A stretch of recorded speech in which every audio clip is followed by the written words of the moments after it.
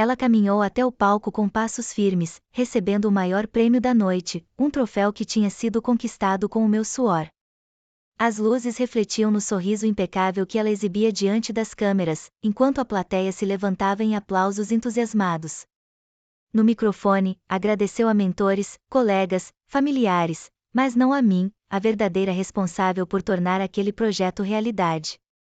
Mal percebia que, escondida entre os convidados, eu observava tudo em silêncio, com a prova irrefutável em meu celular.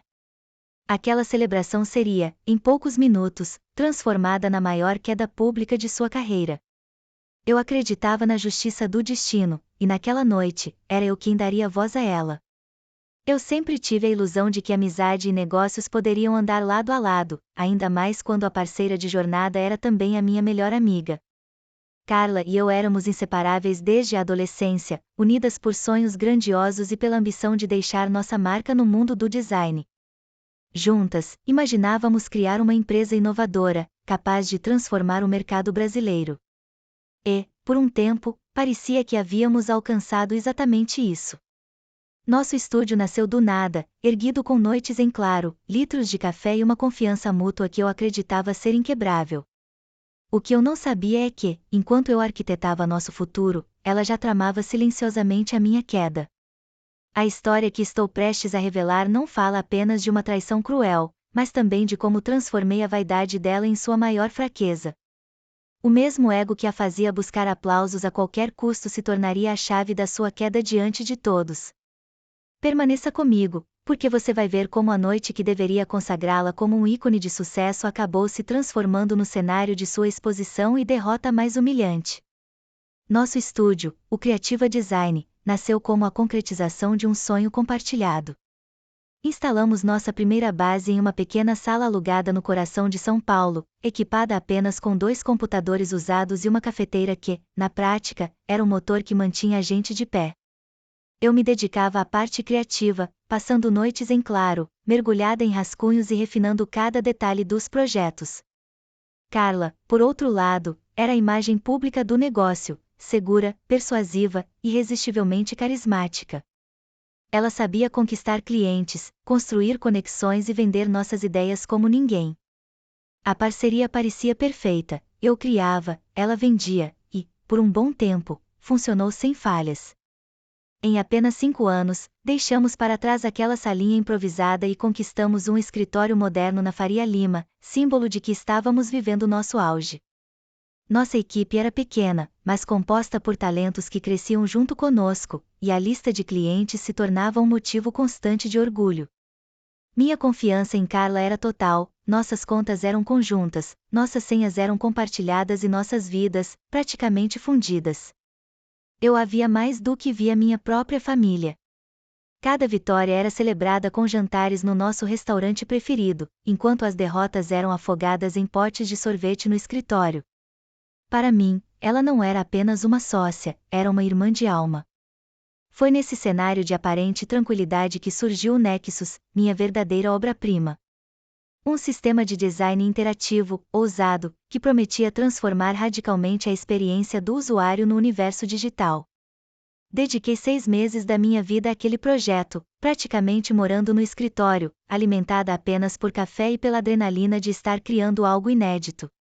Carla parecia estar ao meu lado em cada etapa, levava comida, oferecia palavras de encorajamento e sempre repetia, com brilho nos olhos, Ju, isso vai nos colocar no mapa global. E eu acreditava nela, acreditava em nós. Mas o fim dessa ilusão veio brutal, como uma porta de ferro se fechando diante de mim. Logo após finalizar o protótipo funcional do Nexus, decidi tirar a minha primeira semana de descanso em anos. Fui ao interior visitar meus pais, extasiada, mas enfim em paz. Durante esse tempo, Carla ficou encarregada de cuidar dos trâmites de patente e registro de marca. E eu não questionei nada. Minha confiança nela era tão cega que sequer cogitei um risco. Ao retornar, com a pele dourada de sol e a cabeça leve, encontrei um escritório que já não parecia o nosso, havia uma tensão cortante no ar, e meu crachá, de repente, não me reconhecia mais, deve ser falha no sistema, pensei, até um segurança desconhecido bloquear minha entrada e, então, Carla descer com o rosto impassível, sem o sorriso de sempre. Juliana, precisamos conversar, disse ela, conduzindo-me até um café ali perto, onde, numa mesa de plástico e sob o ruído constante do trânsito, desabou o chão, informou que a sociedade havia sido reestruturada, que o Nexus seria oficialmente criação dela e que meus rascunhos renderiam apenas uma compensação simbólica, um bônus de desligamento, como se eu fosse coadjuvante da minha própria obra. Eu soltei uma risada curta, nervosa, quase um reflexo de incredulidade. Carla, do que você tá falando? O projeto é meu. Eu tenho os arquivos, os e-mails, tudo. Ela respondeu com um sorriso fino, cruel. Você não tem mais acesso a nada, Juliana. Atualizamos os servidores e a patente está no meu nome. Legalmente, o projeto é meu. Naquele instante, o chão cedeu. Eu estava bloqueada de tudo, e-mails, servidores, contas da empresa, apagada da história que ajudei a construir. A humilhação foi o golpe mais profundo, ela me reduziu a uma funcionária descartável, demitida sem dignidade. Saí do café sem rumo, com a traição comprimindo meu peito. Não era só sobre o projeto, o dinheiro ou a empresa, era sobre a amizade, a confiança, a irmandade que ela tinha assassinado a sangue frio. Aqueles meses viraram um borrão cinzento de desespero e exaustão. Procurei um advogado, mas sem acesso aos servidores, tudo que eu tinha eram indícios frágeis, provas circunstanciais que mal arranhavam a narrativa oficial. A voz dela, agora celebrada como a de uma empresária em ascensão, soava mais alto que qualquer fato. Carla estava em todo lugar, capas de revistas de negócios, sites de tecnologia, palcos de palestras. Em cada aparição, repetia a fábula de que sua visão tinha dado vida ao Nexus. Cada matéria, cada entrevista, era uma lâmina girando dentro de mim. Quebrada por dentro e por fora, tive de abandonar o que restava do meu antigo padrão de vida, mudei para um apartamento minúsculo na periferia e aceitei freelas mal pagos só para manter as contas em dia. Aos poucos, a tristeza perdeu espaço para algo mais frio e preciso, raiva com mira e cálculo. Eu já não buscava apenas justiça, eu queria vingança, e ela teria o timing perfeito para não ser esquecida. A ideia veio numa madrugada insone, enquanto eu revirava caixas antigas em busca de qualquer pista esquecida. Lembrei do nosso primeiro serviço de nuvem, aquele baratinho, pré-sistemas corporativos, e a pergunta cortou o silêncio: será que ela teve o cuidado de apagar tudo ali também? A chance era mínima. A conta estava inativa havia anos. Para reativá-la e contratar alguém para tentar a recuperação, eu precisava de um dinheiro que simplesmente não existia. Foi então que o preço íntimo da minha vingança se apresentou. Olhei para minha mão e encarei o anel da minha avó, a única joia de valor que me restava, um presente dado pouco antes de ela partir. Vendê-lo foi como abrir mão de um pedaço de mim. Doeu em cada centavo, mas essa dor virou combustível, o sacrifício acendeu, de vez, a minha determinação. Com o dinheiro em mãos, contratei um especialista em recuperação de dados, Rogério, discreto, eficiente, quase invisível. 2 semanas se arrastaram como um século, até que o e-mail dele chegou, consegui. Há um zip chamado projeto_raiz_V1. Parece ser o que você queria. O coração disparou. Abri o arquivo e lá estava tudo, rascunhos, códigos carimbados com data e hora de 2021, e-mails em que eu detalhava cada etapa para a Carla, ao que ela respondia: nossa, Ju, que genial. Não entendi essa parte técnica. Me explica de novo. Era a prova material. A arma do crime. Naquele instante, a vingança deixou de ser impulso e virou estratégia. E o palco perfeito apareceu numa manchete: Carla seria a homenageada principal no Prêmio Nacional de Inovação. O plano seria simples e cirúrgico: usar o próprio ego dela como sistema contra o vilão. Ela queria holofotes. Eu entregaria a maior audiência de sua vida. O plano era cirúrgico e sem margem para erro. Comprei o ingresso para a cerimônia, caro, quase todo o restante do dinheiro do anel, porque eu precisava estar lá, de corpo presente. Reuni cada evidência em um site limpo e direto, trancado por senha, e gerei um QR Code apontando para essa página, pronto para ser escaneado em segundos. A etapa mais arriscada veio depois: Mapear quem cobriria o evento e selecionar os nomes mais investigativos, aqueles que não tremem diante de holofotes. Escolhi uma repórter de um grande portal de tecnologia, conhecida pela ética e pela persistência diante de poderosos, e enviei um e-mail anônimo, curto, o suficiente para acender o pavio sem expor ninguém, uma isca legítima ao interesse público, dentro do jogo ético da profissão. Texto do e-mail. A verdadeira história por trás do projeto Nexus não é a que será contada no palco hoje. Preste atenção no discurso. A verdade tem data e hora. A verdadeira história por trás do projeto Nexus não é a que Carla conta. Esteja atenta ao discurso dela no prêmio.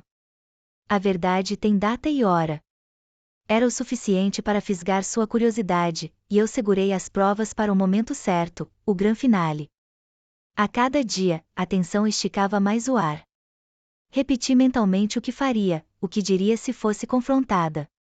A Juliana tímida e insegura se desfazia, e no lugar dela nascia uma mulher sem nada a perder, movida por propósito e precisão. Chegou a noite do prêmio. O frio cortava, mas por dentro eu ardia, um forno de adrenalina e expectativa. Vesti preto, simples, discreto, para passar como sombra entre os convidados. Ao atravessar o salão luxuoso, encontrei Carla no centro do redemoinho, risos fáceis, abraços performáticos, taça de champanhe em punho, todos orbitando o brilho que ela tanto cobiçava. Nossos olhos se tocaram por um segundo, surpresa lampejou e, logo depois, veio o desprezo treinado. Ela virou o rosto para o fotógrafo como quem apaga um ruído incômodo, e aquele gesto foi o combustível que faltava. Fui até uma mesa no fundo. O coração martelava tão alto que parecia soar dentro dos ouvidos, abafando o burburinho do salão. Perto do palco, a jornalista que eu havia acionado trabalhava com o notebook aberto, atenta às mudanças de clima. O peso do celular com o QR Code nas minhas mãos lembrava uma arma silenciosa, um único toque, e a narrativa mudaria de dono. Eu estava pronta. A noite era dela, mas o desfecho, calculado, seria meu. O mestre de cerimônias anunciou o prêmio principal, e o nome de Carla reverberou pelo salão sob uma onda de aplausos que quase tremia no teto. Radiante, ela subiu ao palco, ergueu o troféu e iniciou o discurso, agradeceu aos pais, aos mentores, à equipe, e então veio a sentença que selou o próprio destino: dediquei noites e dias a este projeto. Cada linha de código, cada conceito nasceu da minha paixão incansável pela inovação. Foi nesse exato momento que agi, sem gritar, sem cena. Levantei, caminhei até a mesa da jornalista e inclinei o celular para ela, exibindo o QR Code. Aqui está a história, sussurrei. Vi os olhos dela se arregalarem enquanto compreendia, em segundos, o alcance do que estava prestes a acontecer. Ela levantou a câmera do celular, mirou o QR Code e, em segundos, o rosto dela mudou conforme as provas desfilavam, e-mails, anexos, carimbos de data e hora. Carla encerrava o discurso quando a repórter se colocou de pé. Senhora Carla, uma pergunta, se me permite. O salão caiu num silêncio espesso, de respiração contida. Seu projeto é brilhante. Mas poderia explicar por que os arquivos originais, datados 1 ano antes do registro da sua patente, estão no nome de sua ex-sócia, Juliana Andrade? O sorriso de Carla estilhaçou. Ela gaguejou, tentou contornar, mas já não havia onde se esconder. Com frieza técnica, a jornalista projetou no telão a tela do tablet, meu site de provas, e-mails, datas de arquivos, minha autoria impressa para todos verem. O murmúrio cresceu como um choque elétrico percorrendo fileiras, celulares erguidos, telas acesas, o link se propagando em segundos. O rosto de Carla perdeu o brilho, do branco pálido ao vermelho da vergonha e da raiva, e o palco virou tribunal, com a plateia como júri silencioso. O troféu escapou da mão dela, bateu no piso com um baque seco, e ela saiu em fuga, sob vaias. Não comemorei. Fiquei apenas observando a justiça, tardia, porém exata, enfim se movimentar. Saí do salão antes que alguém viesse atrás. Missão cumprida. A vingança não trouxe euforia, trouxe algo mais sólido, paz. Nos dias seguintes, a história explodiu em portais e redes, e contratos foram rescindidos, a reputação dela desmoronou, e os processos começaram a chegar. A patente, por fim, foi revertida para o meu nome. Recusei todas as ofertas de investidores. Preferi recomeçar do meu jeito, ancorada nos meus valores. Abri um estúdio novo, pequeno, porém inteiramente meu. O anel da minha avó não voltou, mas o sacrifício me ensinou, na pele, sobre o meu próprio valor. Aprendi que confiança é um presente raro, que se oferece com cuidado, e que muitas vezes a maior força nasce exatamente do lugar da maior dor. A justiça foi feita, sim, mas a vitória real foi me reencontrar. Essa história te ensinou algo? Já houve um momento em que foi preciso lutar para que a sua verdade fosse ouvida? Deixe seu comentário aqui embaixo. Adoro ler as experiências de vocês, cada relato de superação nos aproxima e fortalece. E, se gosta de narrativas com reviravoltas e justiça, inscreva-se no canal e ative o sininho para não perder as próximas histórias. No final, a conta chega para quem deve. Um abraço e até a próxima!